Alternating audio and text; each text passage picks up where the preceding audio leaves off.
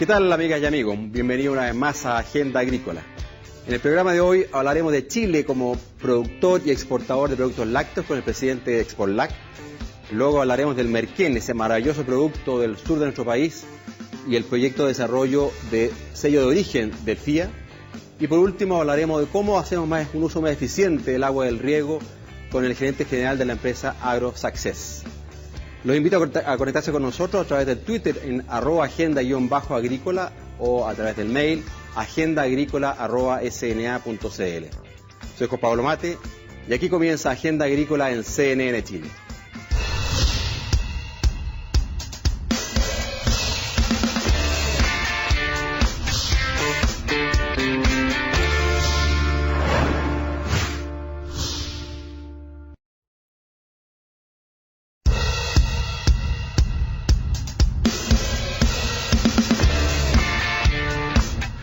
Muy bien, amigos, para iniciar este primer bloque de Agenda Agrícola, el programa de hoy, como anunciábamos, tenemos a un hombre del mundo de los lácteos. Él es el presidente ejecutivo de la Asociación de Exportadores de Lácteos y vamos entonces a conversar con Guillermo Iturrieta. Guillermo, encantado que esté hoy día aquí con nosotros. Encantado, Juan Pablo. Guillermo, me encanta preguntar a estos dirigentes gremiales cómo llegan al mundo en este caso del mundo de los lácteos, cómo es su relación, y conozco en el caso tuyo un hombre de Angol, dedicado más bien al retail, por familia, por tradición familiar. ¿Cómo fue esa etapa y cómo de alguna manera saltas finalmente al mundo de los lácteos, donde trabajaste en varias compañías lácteas y en los últimos 6, 7 años en este gremio que reúne a los exportadores de lácteos? Parte precisamente por temas del retail. Aprendí a caminar dentro de un supermercado, observando las conductas del consumidor. A los 6 años ya era reponedor experto de productos lácteos y de todos los productos. En una camioneta de los años 60 con mi abuela salíamos a repartir productos de la cooperativa agrícola y lechera de Calán, Angol, Mira, claro. En los barrios, vendíamos queso, mantequilla, y así posteriormente en el desarrollo profesional después ya me tocó trabajar en los supermercados derechamente 7 años ya después de la universidad, y una vez que ya los supermercados pasaron a manos de otras cadenas más importantes, que fue lo que hizo la familia, empezar a trabajar en marketing de empresas de productos alimenticios, principalmente en Watts, hasta donde estuve de gerente de marketing, y ahí manejando Loncoleche, Calo y las marcas más chicas, Yogu Yogu, Shake. Después de eso, otra empresa láctea me pidió que les ayudara con el tema del lanzamiento al mercado. Eso es Surlat, 7 años más en Surlat, un emprendimiento muy importante que hoy día está bollante. Así es, bastante consolidado. Claro, y ya después de eso ya aterricé en el mundo gremial, como digo yo, trabajando para todos ellos. Y es muy notable, Guillermo, y no sé si los televidentes conocerán exactamente, pero en definitiva este país se caracterizó por siempre de ser más bien un país superavitario, es decir, que requería de leche, de productos lácteos, y que los importaba de manera importante para su consumo, y en un momento dado este mundo crece, se desarrolla, las distintas plantas, las distintas empresas, y se transforma en un país exportador. Y de hecho, me imagino que esa es la motivación de constituir este gremio que asocia o que agrupa a las compañías exportadoras de lácteos. Cuéntanos un poquito de ese camino, fondo, que ha recorrido el país? Sí, la asociación debió formarse a raíz de que curvas de producción y de consumo se cruzaron. Empezamos a producir más productos lácteos que los que consumíamos aproximadamente hace 12, 13 años. Y la Asociación de Exportadores de Productos Lácteos, Exportlac, se formó en 1983, estamos en nuestro año 12, 11, y precisamente por eso, porque empezó a haber más leche que la que podíamos consumir. El país igual importa productos lácteos, sí, pero es un tema de consecuencia de precios, de oportunidades que se dan con distintos mercados, de tratados comerciales por aquí y por allá. Pero desde ese momento se empezó a abrir, somos una industria exportadora nueva, diría yo, 11 años o 10 años no es tan importante, y en volúmenes son $300 millones año, en litros 440 millones de litros al año que se exportan aproximadamente. Ahora, esto obviamente, Guillermo, es una cadena, y en donde todos los eslabones, los productores, por supuesto las plantas, toda el área comercial tiene que estar muy bien integrada. Y permíteme, tenemos una innovación hoy día en el programa, vamos a inaugurarla contigo, y la verdad que hemos considerado importante darle cabida a personas que no estén necesariamente en el set para hacer una pregunta, y en concreto quisiéramos te invito a escuchar la pregunta que tenemos preparada para este efecto. Dada el enorme potencial que tiene Chile como país productor de leche, dadas las oportunidades que se nos están generando en los distintos mercados, con, por ejemplo, la firma del TPP o la tremenda demanda internacional que existe por productos lácteos, me gustaría saber cuáles son, a tu juicio, las principales trabas que como país tenemos que superar para poder efectivamente dar un salto importante y cuantitativo en las exportaciones de productos lácteos. Bueno, ese era Carlos Arancibia, gerente general de Fede Leche, que reúne a los productores lecheros, y te hace preguntas bien concretas, a fondo, cómo nosotros hacerse cargo de esta tremenda oportunidad aparente que tenemos como sector lácteo conjunto, toda la cadena. Sí, la oportunidad es más que aparente. Hay 1.200.000 hectáreas disponibles de la mejor calidad en la misma latitud que los grandes productores como Nueva Zelanda, Australia. Y evidentemente, mientras más leche tengamos, la vamos a poder exportar. La tarea comercial está hecha. Hay 42 mercados abiertos a los cuales podemos disponer de envío. Pero aún así Chile sigue siendo un 0,1% del comercio mundial de leche. Esto no es como la ciruela seca, donde somos el primer exportador del mundo. No, acá somos ínfimos. Y con 40 mercados abiertos, yo diría que la parte comercial está bastante solucionada. Cuesta creerlo, pero nuestros principales desafíos están en la reglamentación que nos rige, en el articulado, en lo que debe cumplirse en las plantas para poder exportar desde la perspectiva de Chile. O sea, su normativa no ha ido a la velocidad que demanda esta oportunidad, este desarrollo. Definitivamente no. Aquí están involucrados dos ministerios fundamentalmente. El Ministerio de Salud, a través de su reglamento sanitario de los alimentos, que está muy en boga en momentos determinados, sobre todo ahora con la ley Super 8 y esas cosas, pero que tiene cosas que tienen retrasos de cerca de 30 años, como por ejemplo el capítulo lácteo. En el capítulo lácteo nosotros estamos trabajando con el Ministerio, presentamos un estudio completo de todas las cosas que deben actualizarse. Ese reglamento sanitario habla de la leche pasteurizada solamente, como que si se vendiera fresca en el mercado. Perfecto. Que evidentemente en esos tiempos, hace 30 años atrás, había que tener ciertas precauciones en ese sentido, pero que han pasado de moda definitivamente. Hoy día la leche UHT, la leche en caja, la leche tetra, la leche esterilizada, tienen tratamientos térmicos que hacen que los productos lácteos sean absolutamente inocuos. Entonces, esa reglamentación, si no se actualiza, provoca que en el Ministerio de Agricultura, a través del SAG, hayan otros articulados que buscan hacer respetar esa reglamentación, que provocan no conformidades en planta, suspensiones de la pauta del listado de exportadores de productos lácteos, que nos van interrumpiendo. Entonces hemos estado trabajando en las dos áreas. Con el Ministerio de Salud, a través de una presentación de una solicitud de modificación, que se actualice, que se adopte, por ejemplo, las definiciones que existen en el Códex Alimentario.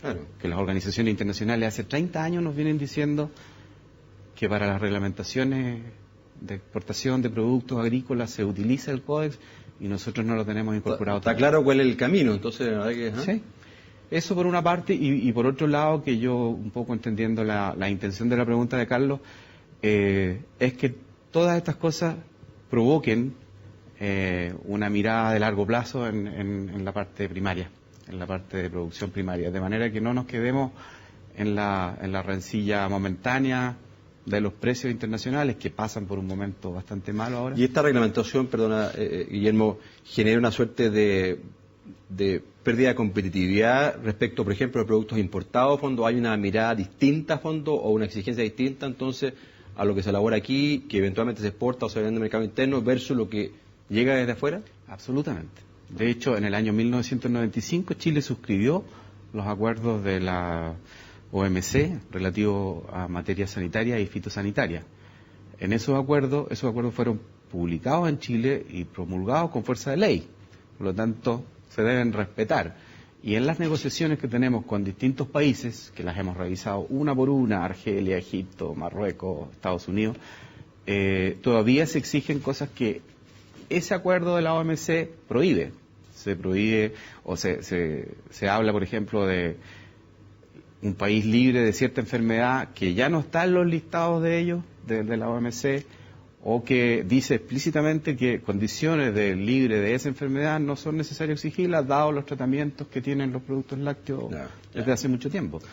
Eso hay que actualizarlo y ahí el trabajo... Y de manera urgente. Y de manera urgente, claro. Me gustaría, Guillermo, que nos hablaste antes de que el nivel de las exportaciones, estos más o menos 300 millones de dólares, pero si tú lograras o pudieras hacer una proyección en los próximos, no sé si hay así como un proyecto a 5, 10, 15 años del sector lácteo, ¿hacia dónde debería avanzar? ¿Cuál es la expectativa que deberíamos tener como sector lácteo en términos de exportación y desarrollo, de conquista de mercado? La mitología del sector siempre habla de los 1.000 millones de dólares. Desde hace muchos años se viene hablando de llegar a los 1.000 millones de dólares en exportaciones, lo que sería un 300% más de lo que hemos logrado hasta el minuto.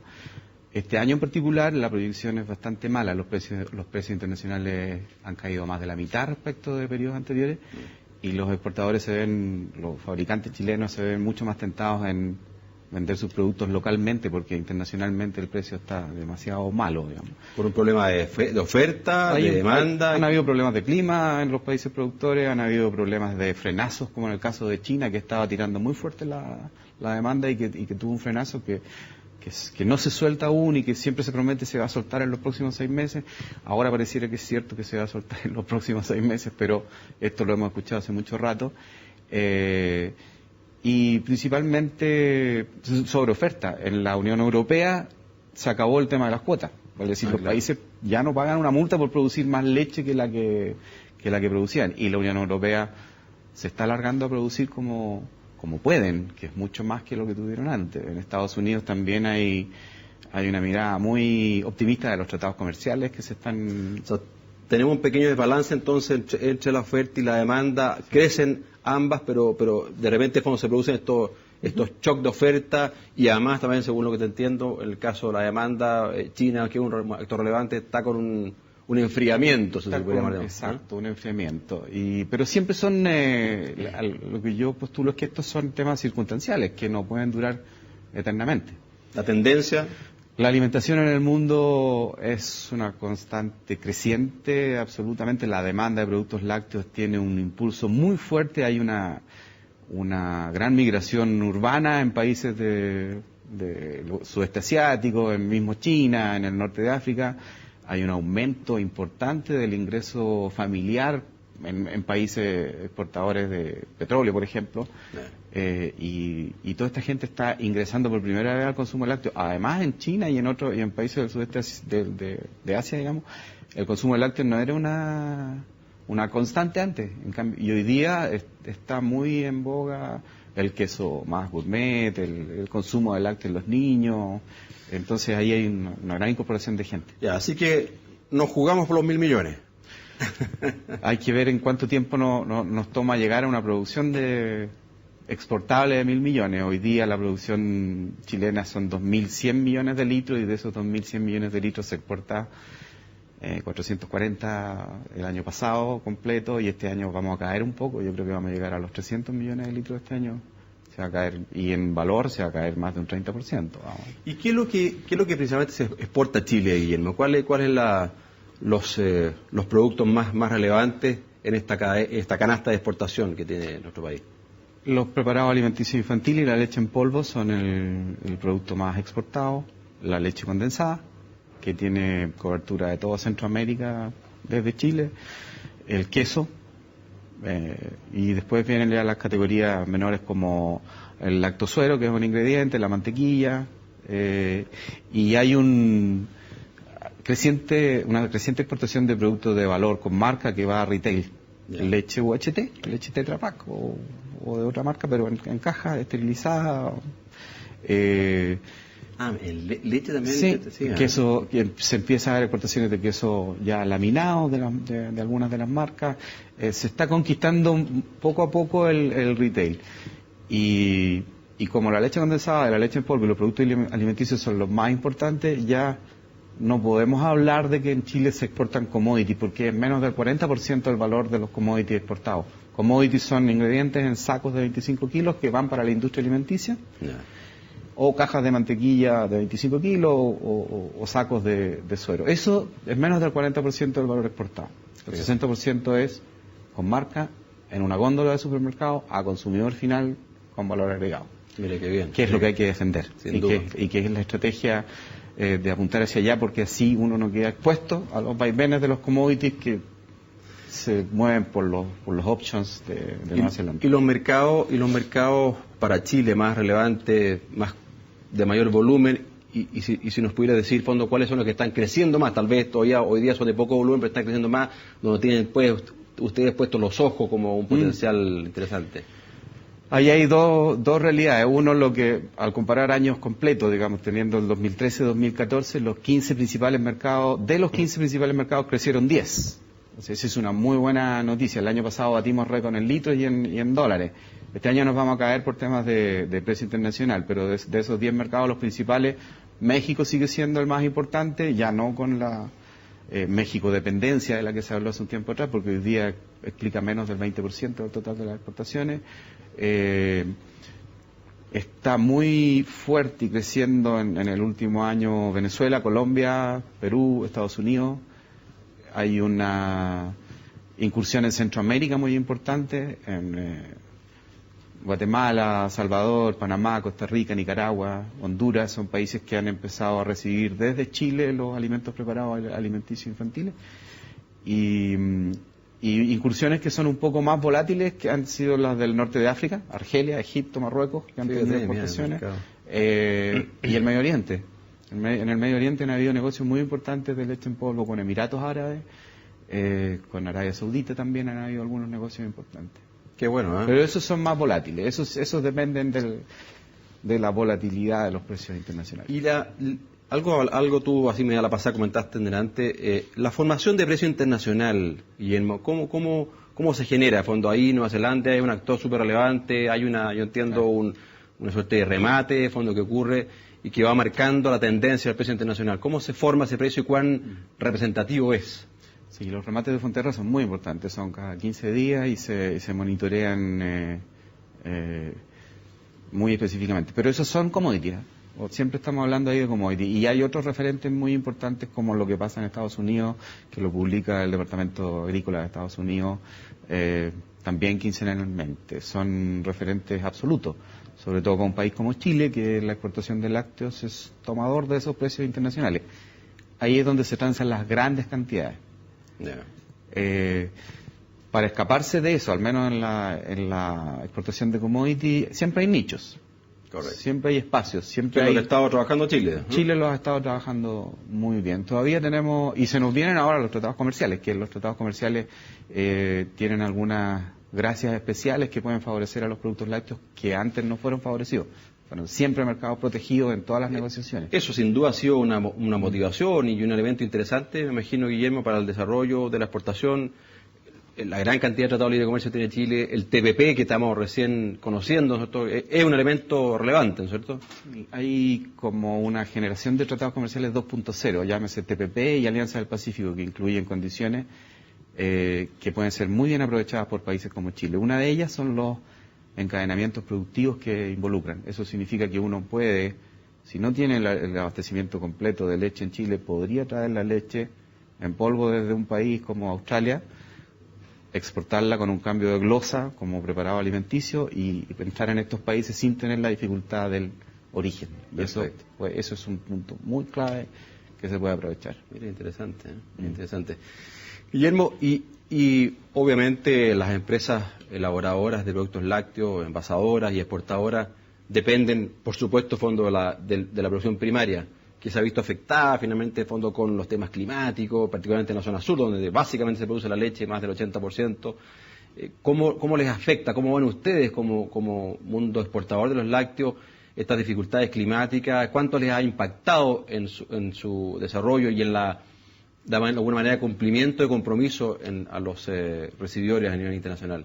Sí, 2012, 2013 fueron años muy buenos en el precio internacional, que motivó mucho a la industria a invertir. Hoy día la capacidad de procesamiento de leche supera en un 30% la producción local. Yeah. Solo nos ha retrasado el desarrollo, pero se ha venido dando, y yo creo que hay que tener una mirada de mediano y largo plazo y se van a dar las condiciones. Definitivamente se van a dar las Pero el condiciones. factor climático sí les ha afectado, les ha impactado, Sí. les ha golpeado. En este año en particular partimos con un enero-febrero hiperseco Ahí. que obligó a los productores a ocupar el forraje que tenían Estaba reservado guardado para el invierno. Claro. Y- O en algunos casos liquidar algún. Claro, y después se largó a llover fuerte, sobre todo en la zona sur. No, yo diría que después de marzo ya no se puede hablar de sequía en la zona lechera, que es la zona sur. Es más zona central, es más grave. Hay un desafío muy importante, sí, para que estos ciclos no sean de esta manera y sean menos riesgosos, que es el manejo del agua en el sur. Es una condición que se tiene que dar para poder desarrollar 1.200.000 hectáreas de leche, digamos, de producción lechera. Sí, me parece. Bueno, Guillermo, te quiero agradecer. Creo que hemos hecho un recorrido interesante. Te felicito, fondo, y a través tuyo a las empresas elaboradoras y exportadoras del enorme desafío que han agarrado y que han ido sin duda alguna cumpliendo, desarrollando, porque Chile pasa a fondo de este mundo deficitario a un mundo exportador que tal vez hace 10, 15 años atrás no era muy pensado a fondo. Yo creo que habla del empuje empresarial que tenemos en el mundo agrícola y particularmente en el mundo lácteo. Así que agradecido de tu participación hoy día, Guillermo. No, muchas gracias. Una felicitación por el programa Agenda Agrícola. No me lo pierdo. Está muy interesante y que den cabida a sectores que no son muy conocidos por la población es un aporte realmente. Muy bien, amigos, con esto damos finalizado este primer bloque. Vamos a hacer una breve pausa y luego volvemos para hablar con gente del Fondo de Innovación Agraria y el mundo del sello de origen en los productos alimenticios.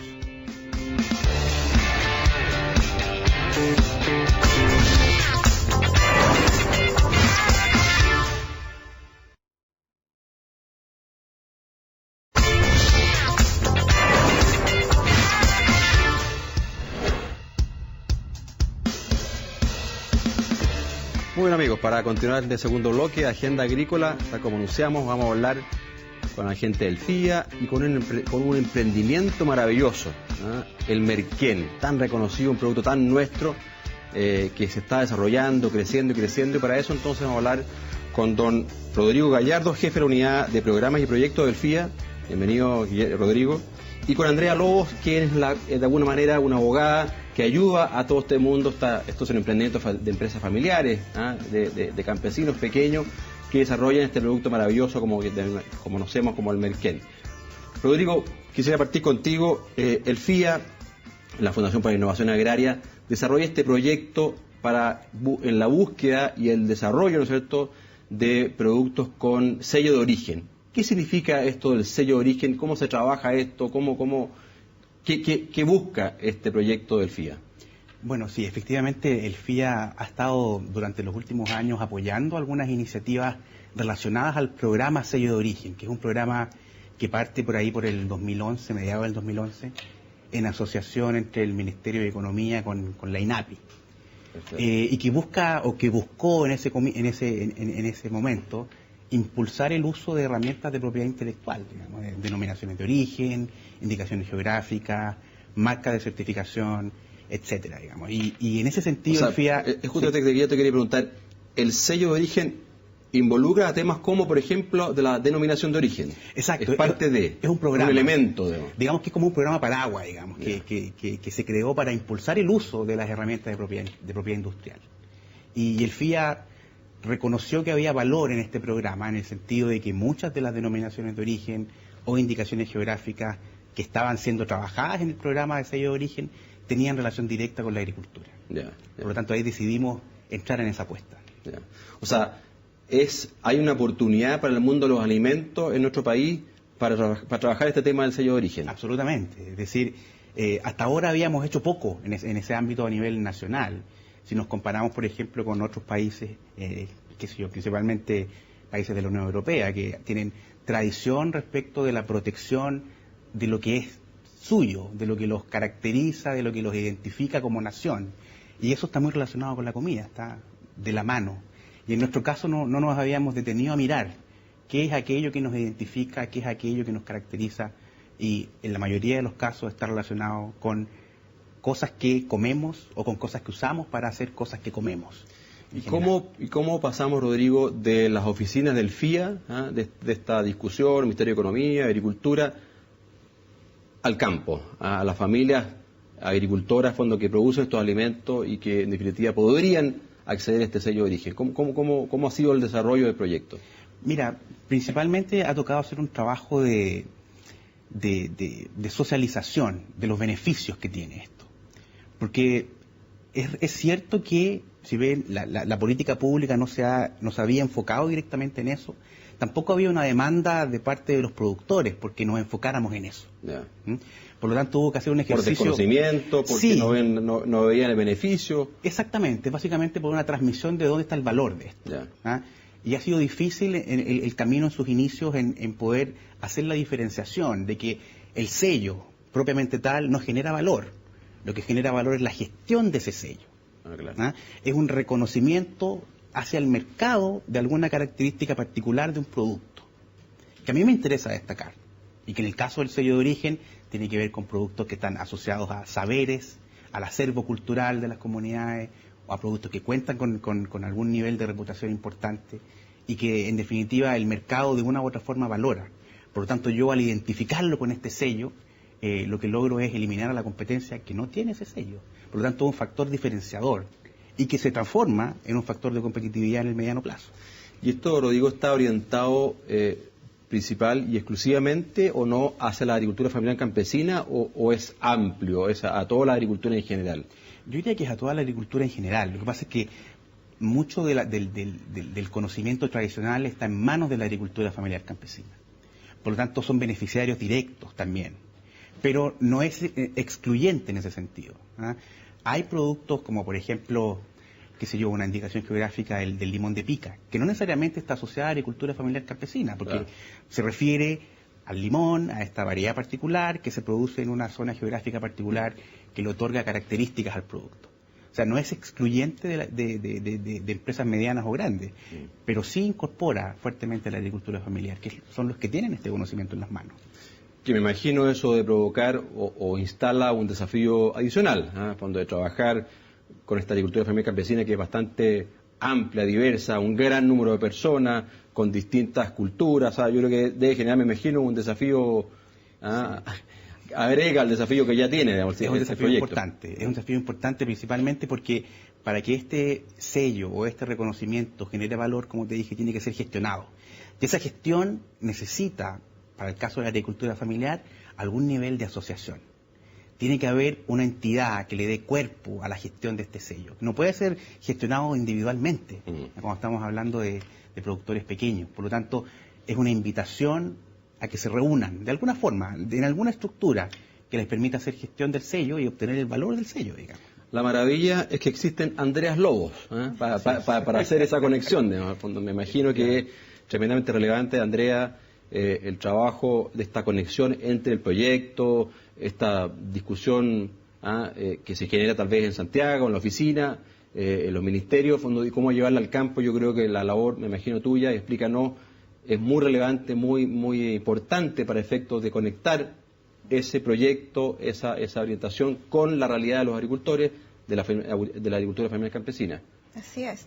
De hecho, no solo es importante lograr asociatividad a nivel de los productores, también es importante que otros protagonistas en esta historia también se puedan asociar con el fin de asesorar a estos productores, como por ejemplo en el caso del Merquén, ha sido la Universidad Católica de Temuco la que ha liderado desde el año 2005 una cantidad de esfuerzos importante en términos de estudio, ya porque se requiere también académicos, se requiere gente que levante información para poder de alguna manera fundar estas solicitudes de indicaciones geográficas, denominaciones de origen. También se requiere, ¿cierto?, capacitar a los productores que se empoderen y poder lograr niveles de organización y también motivar a las autoridades locales que se han ido involucrando en el camino. Por ejemplo, yo te puedo hablar de la experiencia que hemos tenido con el Merquén, municipios, bueno, el mismo FIA, que siempre ha estado apoyando todas las iniciativas que se han hecho en la región, y también el gobierno regional, el INEA, organismos técnicos, el INDAP, a través de sus diversos programas. Entonces, es muy importante acá entender que la asociatividad es tanto de los productores como también de las personas que apoyamos, y también en este caso se requieren equipos interdisciplinarios, ya se requieren agrónomos, se requieren productores, se requieren ingenieros comerciales que apoyen en las competencias, incluso abogados que también, cierto, de alguna manera participamos. Yo me siento súper feliz de poder, para mí es una oportunidad, yo no lo veo como que yo lo estoy dando a ellos, yo entiendo que la oportunidad me la están dando ellos, de poder aprender en este proceso tan bonito del trabajo en una asociatividad que no es fácil, pero es muy importante para poder lograr que estos sellos, que son derechos colectivos, ya, porque nosotros estamos acostumbrados más a hablar de derechos individuales, derechos de propiedad industrial, patentes, marcas, que son derechos de carácter individual. Acá estamos hablando de derechos colectivos, que tienen que ser administrados por sus propios productores, en el caso de lo que queremos hacer con el Merquén, y que deben ser gestionados por ellos mismos. Entonces, ¿y por qué, Andrea, o qué características tiene el Merquén para justamente poder ser admitido o calificar para este proyecto de sello de origen? Bueno, en el caso del Merquén, cierto, lo que tenemos fundamentalmente es un producto que tiene características únicas, ¿ya? Y que están dados tanto por el origen del producto, ¿ya? Como por ciertas calidades o determinadas características que solamente se encuentran si es que unimos, por una parte, el territorio, que en este caso es la zona donde se produce el Merquén.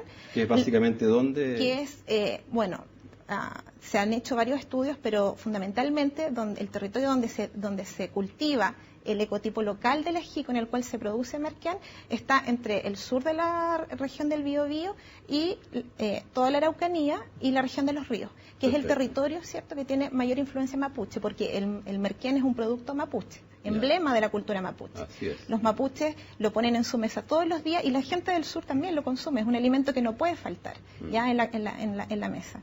Y fundamentalmente, ¿cuál es el valor agregado que le da? Por una parte tenemos los factores naturales, ¿cierto? Están dados por el clima, por el territorio delimitado, por las semillas, que son semillas ancestrales que se han ido intercambiando entre los mismos productores y ellos mismos le han ido cultivando el mismo ecotipo.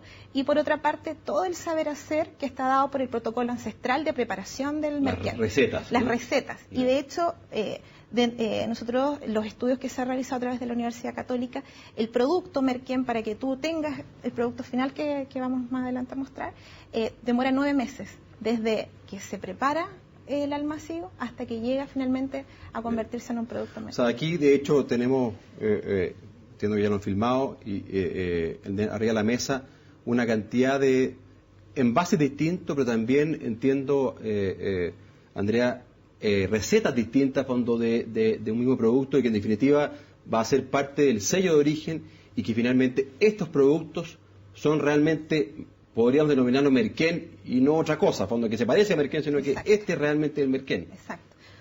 ¿Qué características tienen estos productos que estamos viendo, que están los televidentes pudiendo ver a través de la pantalla? Bueno, estos productos, fundamentalmente hay que comprender cómo opera la producción de Merquén en estas zonas que estábamos conversando. Es una producción pequeña, familiar, ¿ya? El Merquén no es un producto que se pueda producir a gran escala. ¿Por qué? Porque el método que se utiliza en su producción es bastante artesanal, y la idea es poder preservar justamente esta riqueza, estos conocimientos tradicionales que operan, ¿cierto?, desde que se cultiva el ají hasta que llega al producto final. Entonces, acá hay que comprender que donde hay que resaltar el valor de este producto finalmente es en lograr un sello de origen. En este caso esperamos una denominación de origen para el Merquén, es en que el consumidor final pueda tener una garantía de que cuando compre este producto sepa que realmente el origen y el proceso por el cual, cierto, se fabricó es el protocolo ancestral de su producción. Rodrigo, ¿y en qué está el proceso? ¿En qué etapa está de conseguir el sello de origen para este producto que estamos viendo en televisión, este Merquén? Sí, bueno, ahí Andrea en realidad es mucho más indicada para responder la pregunta que yo, pero te puedo comentar que se ha avanzado bastante, por lo menos en poner de acuerdo a los actores principales en términos de cuál va a ser la apuesta. Se va a apostar por una indicación geográfica, por una denominación de origen. Al menos ya tenemos claro que la apuesta es por una denominación de origen. Perfecto. Segundo, en definir cuáles son las recetas que van a ser admitidas. Se va a admitir con sal, sin sal, con semilla de cilantro, sin semilla de cilantro. Definir el rango. Eso ha sido muy importante. Y ahí el rol de las comunidades y las coordinaciones que ha hecho la Universidad Católica de Temuco, asesorados por Andrea, ha sido fundamental. Por lo tanto, la etapa siguiente es básicamente documentos, digamos. Ya tenemos la médula lista. Ahora es la pega de las asesorías como las que hace Andrea, poder poner los documentos en pie. ¿Cuál es la expectativa, Andrea? ¿Cuál es la expectativa? ¿Cuáles son los tiempos? Bueno, la expectativa en términos temporales, que son los rangos esperados de tramitación, de lo que se demora la tramitación, está entre un año y medio, más o menos. Eso se demora la tramitación. Ahora, esto no va a detener a los productores de seguir funcionando. Uno de los grandes logros que hemos conseguido a través del proyecto que se desarrolló el año pasado, financiado por FIA, fue lograr crear una red de productores que no existía. ¿Ya? Uno de los grandes temas o brechas que se identifican... Unir en una misma canasta. Una misma canasta a los productores, porque están ubicados en zonas muy apartadas. Entonces nos ha costado mucho lograr contar con un titular. ¿Quién se hace cargo? ¿Quién es el titular de la denominación de origen? Y ahora ya podemos anunciar que logramos constituir una asociación de productores que cuenta con el apoyo de 115 productores. Mira, notable. Que ha sido un esfuerzo importante. Nos hemos reunido en distintas ciudades, hemos realizado 10 talleres en comunas de toda la región, de la región del Biobío y de la región de la Araucanía. Como según llamado, que quienes todavía no se han sumado, pues se suman a esta organización. Claro. Exactamente, y la idea es esa. ¿Están instalados dónde en específico? Bueno, están en distintas comunas. Nosotros, el directorio que se eligió un directorio que hubiesen representantes de las comunas. De hecho, están Nueva Imperial, está la comuna Purén, que es una gran productora de merquén, está Cañete, en Santa Juana también se produce mucho, Cholchol. Entonces, todo este cordón donde está la provincia de Arauco, la cordillera Nahuelbuta y también hacia el sur de Temuco también se produce merquén, en Villarrica, en Pucón. Entonces, la invitación es a todos los productores que pudieran, estar escuchando este programa, es a unirse a esta asociación de productores, participar y es de alguna manera trabajar en conjunto para poder proteger este conocimiento ancestral y este producto tan único, ¿no? Y para los consumidores, Andrea, ¿qué nos recomienda? ¿Cómo usamos esta maravilla de merquén? Bueno, la verdad es que el merquén se puede utilizar de muchas maneras y dentro de las actividades que hemos hecho, las opiniones que todo sabe mejor con merquén. Pues si le echamos merquén se arregla el sabor de las comidas. Así que, por supuesto, se puede encontrar actualmente como aditivo en muchos productos. O sea, ya uno va al supermercado y puede encontrar queso con merquén, aceite de oliva, el merquén. Se han hecho bastantes innovaciones en proyectos anteriores para poder diversificar los usos del merquén. Pero el merquén es un producto que no debiera faltar en la mesa de todos los chilenos. Me parece. Rodrigo, ¿y cómo le damos un recado a productores de otros productos alimenticios que puedan sumarse a un proyecto como este? ¿Qué pasos deben seguir? ¿Cómo se conectan con el proyecto para tratar de desarrollar algo tan maravilloso como lo que está haciéndose con el merquén? Yo creo que la gracia está bueno, FIA tiene una convocatoria específica que es para valorización del patrimonio agroalimentario. En simple significa darle valor a lo que nos caracteriza y lo que nos identifica como pueblo, como nación, como país. Que lo hemos pasado un poquito por alto en el ciclo económico, un poquito apurados por las importaciones de productos más estandarizados. Pero el llamado es a mirarnos hacia adentro, digamos, qué es lo que tenemos, qué nos caracteriza, qué es lo que hay, que puede tener valor, y a partir de ahí podemos encontrar las herramientas. FIA tiene herramientas especiales para poder dar valor a eso, darle protección, ponerlo en el mercado, escalarlo comercialmente. Eso ya es materia nuestra. Lo primero es identificar qué es lo que tiene valor, que hemos pasado por alto en este último tiempo. Fantástico. Andrea, Rodrigo, te quiero agradecer, fondo, a ambos por la conversación que hemos tenido. Creo que ha sido, sin duda, fondo, a partir de la maravilla del producto de merquén, poder conocer todo este proyecto, este esfuerzo que hace el FIA, el esfuerzo tuyo, Andrea, y tantos productores de nuestra región de la Araucanía en particular. Y bueno, de alguna manera poder relevar, como tú muy bien dices, Rodrigo, fondo, todos estos productos fantásticos, maravillosos que tenemos como país y que lo que tenemos que hacer, en fondo, justamente es exponerlos al mundo. Así que muchas gracias por la conversación de hoy día. Muchas gracias. Gracias a ti por la invitación. Muy bien, amigos, con esto hemos finalizado este segundo bloque. Vamos a una pequeña pausa y luego volvemos para hablar del mundo del riego con el gerente general de AgroSuccess.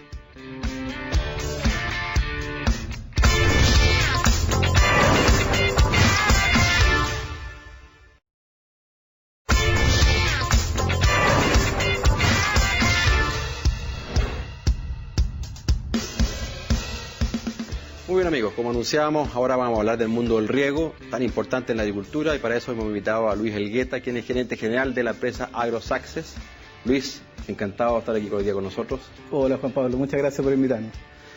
Luis, la verdad que este es un tema tremendamente relevante. El mundo agrícola vive y funciona gracias al riego, pero crecientemente gracias a un uso eficiente del riego. Así es. Y ustedes como empresa se han caracterizado ya desde varios años de incorporar crecientemente tecnología para hacer el mayor y mejor uso eficiente, ¿no es cierto?, del riego con todo tipo de instrumentos. ¿Por qué no nos cuenta un poquito de qué se trata los servicios que presta AgroSuccess?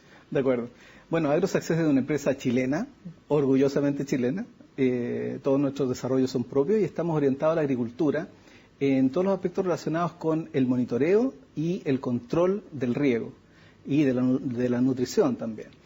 En resumen, se trata de medir distintos factores tanto en el suelo, en la planta y en el ambiente, llevarlos al lugar de la toma de decisiones, que es normalmente donde está el agrónomo, el encargado del campo, a veces el dueño, y que con esa información las personas a cargo puedan determinar las mejores políticas de riego y nutrición para las distintas zonas de su campo. Perfecto. Sí.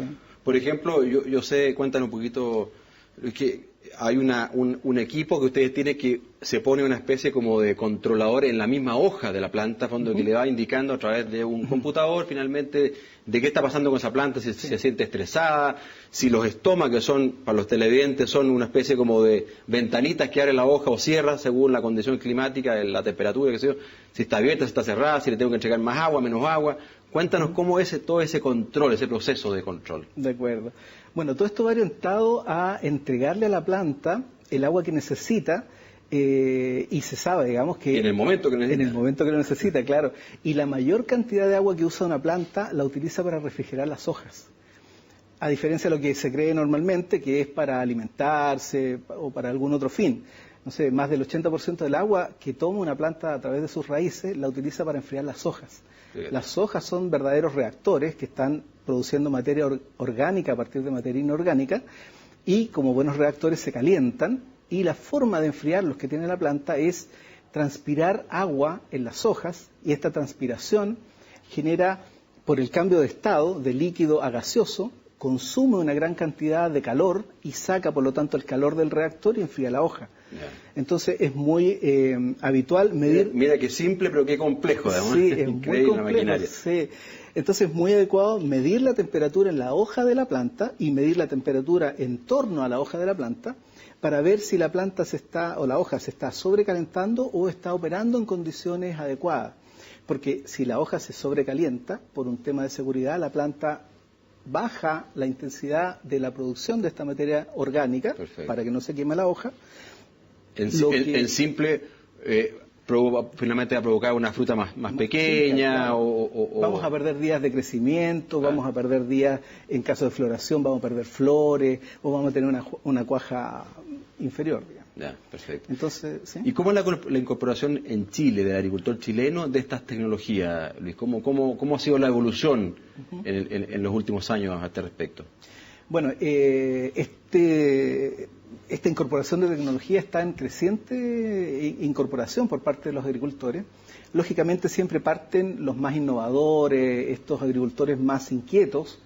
Luego los siguen las empresas más grandes donde a partir de ahorros en agua, en energía eléctrica, en mano de obra, se mejoran los resultados. Y finalmente ya se empieza a masificar, que es lo que hemos visto ahora, no es que esté masificado ahora, pero sí hoy por hoy, digamos, la cantidad de empresas que se está sumando al uso de esta tecnología es cada vez más grande. Yeah. Chile es un país que está a la vanguardia en esto. Justamente quería preguntarte, de fondo, o sea, ¿realmente tenemos disponible en el país y ya crecientemente siendo incorporada por los agricultores una tecnología de la última generación al respecto de un manejo eficiente del riego, del agua? Así es, nuestro país está a la vanguardia. Aquí en Chile están presentes todos los actores relacionados con monitoreo, con equipos de riego de última generación, etcétera. Y hay una gran cantidad de investigadores que generan conocimiento a partir de estos instrumentos para poder hacer una aplicación adecuada. Y muchas empresas que estamos, como AgroSuccess, implementando estas tecnologías y dejándolas disponibles para los agricultores. Perfecto. Ahora, como sabemos, y los televidentes entenderán, hay una relación planta-suelo, ¿no es cierto?, y clima, ambiente. Por tanto, también es muy importante controlar, no solamente, tú me hablabas ya de la temperatura de la hoja, lo que está pasando ahí, sino también qué pasa en el suelo, qué pasa en la atmósfera, en el clima que está viéndose, al cual se está exponiendo esta planta. ¿Cómo controlan eso y cómo se relacionan unas cosas con otras? De acuerdo. Bueno, es muy importante medir la humedad disponible o fácilmente aprovechable en el suelo. Cuando uno riega, lo que pasa es que se satura el suelo y de un día para otro, más o menos, el agua que está en exceso escurre y el suelo mantiene una cantidad de agua que se llama capacidad de campo, que es la capacidad o la cantidad de agua que el suelo puede retener sin que se caiga por gravedad, y esta es la humedad que está disponible para la planta. Cuando nosotros medimos distintas zonas del campo, encontramos que los suelos tienen diferencias en esta capacidad de campo, tienen diferencias en la cantidad de agua que pueden almacenar. Y por lo tanto, el momento en el cual hay que regar en cada uno de ellos es distinto. Va a depender, digamos, de la cantidad de agua que puedan almacenar, de la capacidad que tengan, y eso está muy relacionado con la textura. Por ejemplo, si vemos un suelo muy liviano, un suelo arenoso, es un suelo que uno riega y gran parte del agua escurre y poca agua queda disponible para la planta. Ajá. Si vemos un suelo más pesado, un suelo con más limo, uno riega y se mantiene una mayor cantidad de agua disponible. Correcto. Y eso genera estrategias distintas. Por ejemplo, un suelo arenoso, lo conveniente es regarlo más seguido, pero más corto, porque si yo lo riego muy largo, pierdo mucha agua. Exacto. Claro. Y un suelo más pesado, tal vez se puede regar más espaciado en cantidades mayores. Entonces, esta información que uno va obteniendo, que estos sistemas como el nuestro la entregan en línea, o sea, tú puedes saber en cada instante qué es lo que está pasando en tu suelo, te permiten poder hacer un uso más eficiente del agua. Y si te llevo a los números, Luis. De acuerdo. Veamos. En definitiva, fondo, ¿cuánto ahorro permite realmente a un agricultor que está acostumbrado a regar tal vez un poquito a ciega, a lo mejor con esa tradicional calicata que es un hoyo con la pala para que atiendan los televidentes, sí, y ver cómo está el suelo, tocarlo? Sí. Con estas tecnologías, ¿cuánto puede lograr ahorrar en términos de consumo de agua? Bueno, en términos de ahorro, los números son bien variados, pero recién instalado un sistema, los ahorros parten en un 10%. O sea, rápidamente uno está disminuyendo en un 10% y valores estables andan en torno entre un 20 y un 40, dependiendo de la especie y dependiendo también de los equipos de riego. Yeah. Pero se puede optar fácilmente a un 40% de ahorro en agua, lo que implica también un fuerte ahorro en energía y costos. Y eso por el lado del ahorro, pero eventualmente también hay un concepto en términos de cantidad y calidad del producto, exacto, fruta o lo que fuera. Sí, que ese es el aspecto más importante. Yo encuentro que uno se puede ir contra los costos para, por ejemplo, financiar una inversión o evaluar una inversión, pero si yo reduzco el costo a la mitad, significa que lo está haciendo bastante mal, pero con estos sistemas se puede mejorar mucho la producción y de repente mejorar un 20 o un 30% de la producción o la calidad o cantidad de la fruta exportable que tengo en el huerto. Eso sí que puede hacer una diferencia muy importante. Sin duda. Luis, ¿y esto está orientado o está hoy día incorporado en Chile básicamente en fruticultura? O bien también hay otros rubros que ya entran, la horticultura, las flores, incluso praderas, particularmente en el sur. ¿Qué pasa con esos otros rubros? De acuerdo. Bueno, estas tecnologías tienen aplicabilidad en cualquier rubro. Hoy sí está muy focalizado en lo que es la fruticultura, por un tema de márgenes. También está entrando fuerte en lo que son las hortalizas. Tenemos algunos clientes hortaliceros que me dicen, oye, ¿sabes qué? Yo regaba cada 2 días o cada 3 días y ahora llevo de repente 2 semanas sin regar y casi que les da susto, entonces hacen un hoyo con el destornillador al lado de la planta para ver si está bien, y como el suelo retiene una cantidad de agua suficiente, puedes extender los ciclos de riego, y los hortaliceros se están viendo beneficiados con la implementación de estas tecnologías. Hay otra gente del área forestal que también está implementando estas tecnologías, y para lo que es pradera, esto, digamos, complementa muy bien la utilización de los pivotes de riego, por ejemplo. Ah, mira, claro. Sí. Claro. hacer realmente la aplicación en el momento oportuno, adecuado, en cantidad. Exactamente, y monitorear que se estén ejecutando los riegos cuando la persona que los diseñó los define, porque a veces por problemas de error en los equipos, o sea, error en la programación, rotura de matrices o alguna cosa, no se aplican los riegos como corresponde. Y toda esta cuestión que es de una tecnología, como ya decíamos, fondo de alta tecnología, sí, requiere también de que los productos sean de alta calidad, fondo los materiales y la propia tecnología. Sí. ¿Hay alguna normativa en el país que de alguna manera, no sé si regule o certifique que realmente las cosas que me están ofreciendo a mí como agricultor me van a dar, entregar lo que yo estoy esperando, o no me puedo ver metido en un tremendo problema, a fondo, porque en verdad me está arrojando una información errónea? Bueno, nosotros como AgroSuccess somos parte de AGRID, que es la Asociación Gremial de Riego y Drenaje, y estamos trabajando en una serie de normativas relacionadas con los equipos de riego, con los emisores, con el diseño, con la instalación, y también hay una cápita que estamos ahora elaborando y tiene relación con lo que se llama o se denomina telemetría. Perfecto. Para poder garantizarle al agricultor que lo que él compra, por un lado, tiene la duración esperada de un proyecto de riego, que pueden ser 10 o 15 años, y también la calidad que se necesita para poder tomar decisiones con esos datos. Fantástico. Luis, bueno, la verdad que te quiero agradecer el trabajo que ustedes han realizado a fondo en la incorporación de estas tecnologías tan importantes, sobre todo en el momento actual en que Chile vive una relativa sequía. Afortunadamente hemos tenido un invierno mejor, digamos, pero de todas maneras, a fondo, es un tema que queremos hacernos cargo y empresas como la de ustedes nos ayudan justamente en ese camino, así que muchas gracias por la conversación que hemos tenido hoy día. Bueno, gracias a ti y el programa. Muy bien, amigos, con esto damos finalizado Agenda Agrícola de hoy. Les quiero agradecer por su audiencia, esperemos que hayan sido interesantes los temas que hemos conversado hoy día, y los invito para la próxima semana a un nuevo programa de Agenda Agrícola.